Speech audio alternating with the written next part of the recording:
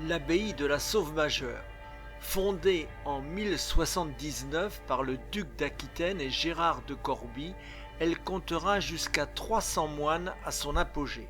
Son nom est issu de la forêt occupant à l'époque l'entre-deux-mers, la Silva Maior. L'abbaye au Moyen Âge était très riche et puissante et disposait de 51 prieurés dont un en Angleterre. Elle subit les ravages de la guerre de Cent Ans et fut l'objet de nombreuses restaurations. Sa grande richesse attira de nombreux pillards. En 1665, une tempête cause de gros dégâts aux toitures de l'église ainsi qu'aux dortoirs et réfectoires. Et même en 1759, un tremblement de terre ébranle l'église. À la Révolution, ses richesses sont confisquées et dispersées. Ces bâtiments sont utilisés comme prison. Les voûtes de l'église tombent en 1809. Elle est alors exploitée comme carrière de pierre pour construire les maisons du village. Heureusement, grâce à son classement comme monument historique en 1840, sa destruction sera arrêtée. Au XIXe siècle, les bâtiments conventuels sont transformés en collège de jésuites et ensuite en école normale d'instituteurs. Mais en 1910, un incendie signe l'abandon définitif des bâtiments. Ce n'est qu'en 1960 que le monument est récupéré par l'État et le ministère des Affaires culturelles. Après d'importants travaux de consolidation, il sera ouvert au public et géré par le Centre des Monuments Nationaux. Elle est classée en 1998 au patrimoine mondial de l'UNESCO au titre des chemins de Saint-Jacques-de-Compostelle en France.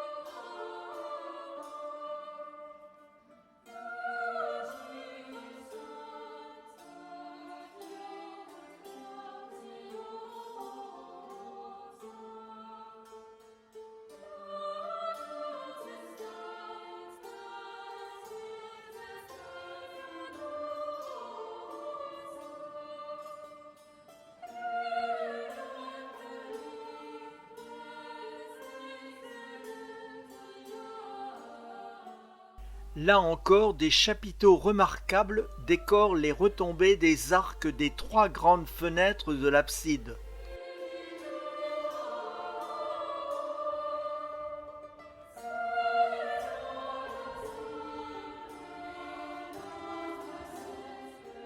Les modillons qui soutiennent les corniches font preuve de l'extraordinaire inventivité des sculpteurs romans.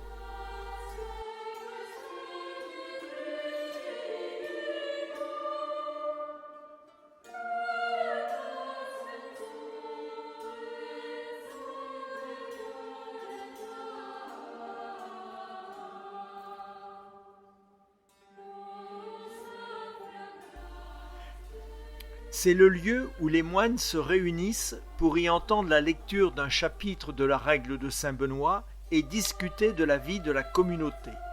Il n'en reste qu'un espace délimité par des colonnes basses et un carrelage moderne.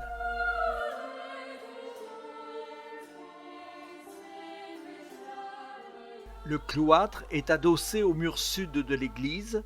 Il ne subsiste que les départs des voûtes d'ogive et leurs culots.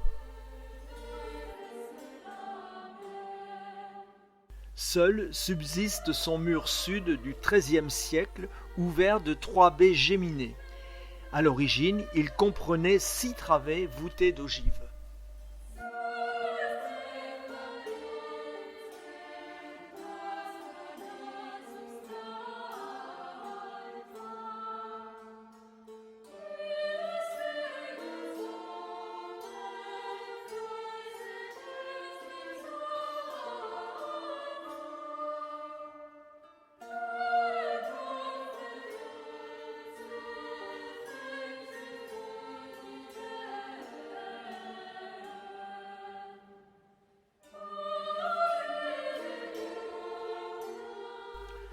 Du haut de la terrasse sommitale du clocher, le regard porte à 360 degrés sur la campagne environnante et nous permet d'avoir un joli point de vue sur les ruines de l'abbaye, en particulier sur l'abside et les absidioles.